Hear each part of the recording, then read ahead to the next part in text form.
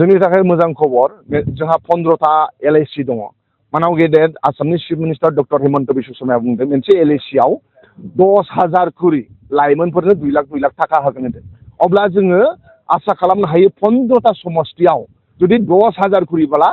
1.5 lakh MLA इलेक्शननि उनावनो chief minister doctor Himanta Biswa Sharma आरो मानाव गेदेर हाग्रामा महिलारि सारनि नाजानायाव आरो 1.5 लाख बेकार लाइमोनफ्रा 2 लाख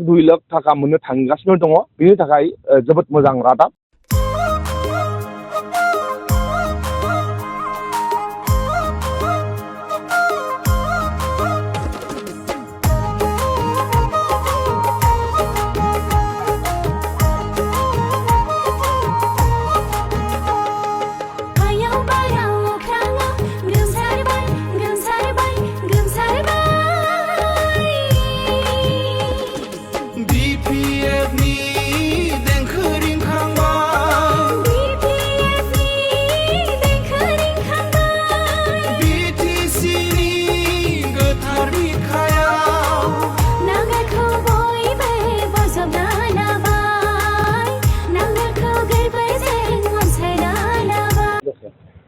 खुंग्रिं प्राइमारि आरो सान्थिपुर प्राइमारिनि जोंनि BPFनि दैदेनगिरि आरो चिरां जिल्ला BPFनिनो दैदेनगिरि रिन्दाव आदा नाजानायाव आरो डक्टर सांग्रां ब्रह्म बिथांमोननि नाजानायाव दिनै मोननै प्राइमारियाव बिजय उत्सव देरहासारनायनि जों मोनसे बाइक रेलि हान्जा सुरदोंमोन आरो बे हाबाफारियाव फ्राय 1500निबो खाथियाव बाइकफोरा बाहागो लादों आरो जोंनि लाइमोन आरो जोंनि साबायखर बावहरबाय BTCआव 15टा समष्टि दङ आरो 15टा समष्टियाव बयनिफ्राय बांसिन भट लानानै चिरांनि जोंनि BPFनि केन्डिडेट मानगोनां पानिराम ब्रह्म सार बिथाङा देरहानो थांगासिनो दङ आरो खुंग्रिं आरो रुनिखाता ओनसोलनि रायजो राजा बिथांमोनहा जोंखौ गामि गामि बरायदों आरनायजों बरायदों गामिनि रायजो राजा बिथांमोनहा मान होदों आं बिनि थाखाय रायजो राजा बिथांमोनखौ साबायखर थाबाय आरो रायजो राजा बिथांमोनहा बुंदों फैबाय थानाय 9 तारिखआव बिथांमोनहा नांगोलनि सावगारियाव भट थुनानै मानगोनां पानिराम ब्रह्मखौ देरहासार होनो थाखाय बिथांमोनहा जानजि खाफ्राबाय आरो जोङो देरहानो थांगासिनो दङ फ्राय मानाव गेदेर हाग्रामा महिलारि सारनि दैदेननाय जोंनि BPF दोलो आरो आसामनि स्टेटनि chief minister doctor Himanta Biswa Sharma बिथांमोननि दैदेननायाव NDA हिसाबै BTCनि 15टा समष्टियावबो 15टायावबो जों देरहासारनो थांगासिनो दङ दिनै UPPL बिथांमोनहा देरहानो थाखाय गेलेयाखै होनदों जायगा जायगा UPPLनि दैदेनगिरि बिथांमोननिफ्राय जों खोनादों बिथांमोनहा देरहानो थाखाय गेलेयाखै जोलैयाव थाथों होननानैसो गेलेदोंनो दा UPPLनि दैदेनगिरि बिथांमोनहा देरहानो थाखाय जुजियाखै बिथांमोनहा सारभाइभनि थाखायसो बिथांमोनहा जुजिदों होननानै UPPLनि दैदेनगिरिफोरा बुंदों दा मानाव गेदेर हाग्रामा महिलारि सारा बिथांनि दैदेननायाव BPF आरो NDAनि केन्डिडेटफ्रा जोंहा 15टायावबो 15टा देरहानो थांगासिनो दङ आं बिनि थाखाय साफ्रोमबो BTCनि रायजो राजा बिथांमोनखौ साबायखर बावबाय आरो 9 तारिखआव नांगोल आरो NDAनि केन्डिडेट बिथांमोननो भट होनो थाखाय सारा BTCनि रायजो राजा बिथांमोनखौ खावलायहरनाय थाबाय मानाव गेदेर हाग्रामा महिलारि सारनि सायाव सोनारगोन आरो मानाव गेदेर हाग्रामा महिलारि सारा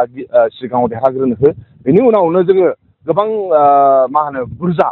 जों जेखौ लुबैदों जेखौ सानदों बेनिफ्राय बांसिन जोङो केबिनेट मन्त्रि जों मोनगोन होननानै मानाव गेदेर हाग्रामा महिलारि सारा बुंदों ओंखायनो जोंहा आसा दङ मोजां डिपार्टमेन्टखौ लानानै आरो बे ओनसोलनि BTC ओनसोलनि लामा दालां बानायनाय इनफ्रास्ट्राक्चार डेभेलपमेन्ट बानायनाय भेन्सार स्कुलखौ सरकारि खालामनाय फोरोंगिरिफोर गैयिफ्राव फोरोंगिरि थिसननाय गोबां जेंना दङ बेखौ सुस्रांनो थाखाय मोजां डिपार्टमेन्टखौ जों मोनगोन बेखौ जोंहा मानाव गेदेर आसामनि chief minister doctor Himanta Biswa शर्मानि सायाव जोंहा फोथायनाय दङ इन्टेलेक्सुवेल आरो बुद्धिजिबि जायखौ होनो इंलिसाव wisdom people of BTC they are ready to cast vote to the NDA candidate and BPF candidate जाय मेलेमजिबि सानसुमै लेखा गोरों बिथांमोनहा मानाव गेदेर हाग्रामा महिलारि सारखौ फोथायो मानाव गेदेर हाग्रामा महिलारि सारखौ बिथांमोनानो थांनाय BTCआव लाबोफिनदों ओंखायनो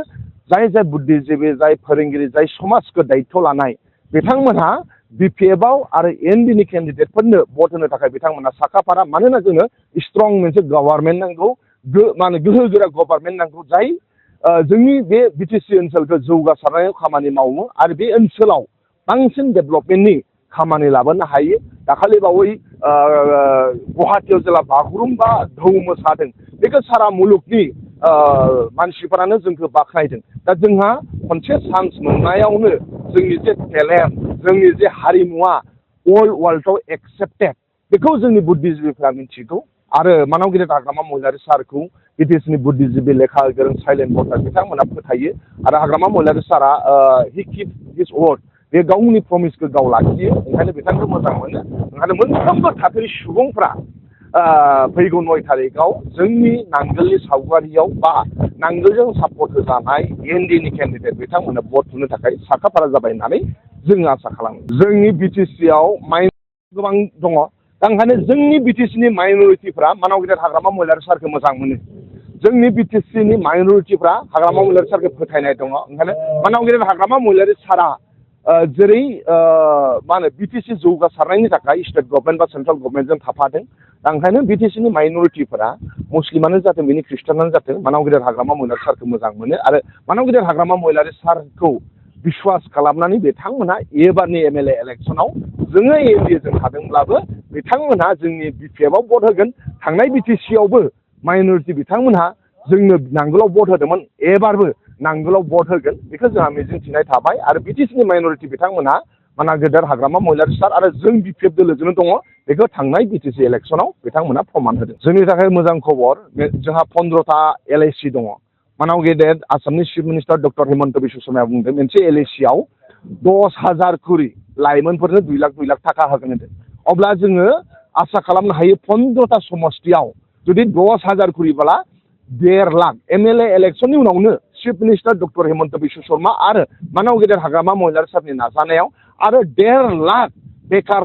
लाइमोनफ्रा 2 लाख थाखा मोननो थांगासिनो दङ बेनि थाखाय जोबोद मोजां रादाब बेनि थाखाय आं मानगोनां डक्टर हिमन्त बिश्व शर्मा बिथांखौ साबायखर बावदों आरो मानगोनां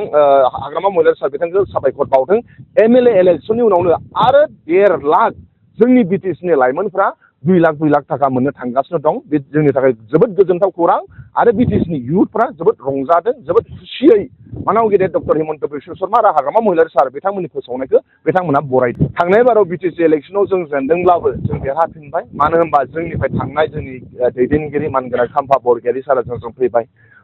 डक्टर सांग्राम ब्रह्म बिथाङा जोंजों दंसै गोबां इउपिपिएलनि फाउन्डार नोंथांमोननि चिरांनिनो मौति ब्रह्म हाजवारिया जोंजों दंसै गुनेश्वर गयारि बिथांमोनहा जोंजों दंसै दा ओंखायनो थांनाय बिटिसि इलेक्सनाव देरहानाय मानगोनां खाम्फा बरगयारि सारा जोंजों फैबाय दा दिनै जोङो फोथायो चिरां दुवारनि रायजो राजा बिथांमोनहा बिपिएफजों दङ चिरां दुवारनि रायजो राजा बिथांमोनहा बिपिएफनोनो एबार भट होनो थाखाय बिथांमोनहा साखाफारा मानोना बे ओनसोलनि दैदेनगिरि जाय दुखु सुखु समाव बे ओनसोलनि रायजो राजाजों थाफादों गाबथादों डक्टर सांग्राङानो जा खाम्फा बरगयारियानो जा बा गोबां दैदेनगिरि बिथांमोना जोंनि दिलाव हाबफैबाय आं बिथांमोनखौ बरायो आरो बिथांमोननि हाबफैनायजों लोगोसे आरोबाव बांसिन जों बिपिएफआ गोहोगोरा जाबाय ओंखायनो जों दा मिजिंथिनो हायो जों बिपिएफआ बांसिन सापर्टार बाव दंसै आरो बिपिएफनि सापर्टारफ्रा बाव बांसिन दंसै ओंखायनो बिथांमोनहा जोंनि जानानै खामानि मावगासिनो दं आरो जोंहा मिजिंथिनाय दङ एबारनि एमएलए इलेक्सनाव जोङो 14 चिरांनि समस्तियाव थानाय मोनफ्रोमबो प्राइमारिनिफ्राय इउपिपिएलनिफ्राय बांसिन भटखौ जों नांगोला मोननो थांगासिनो दङ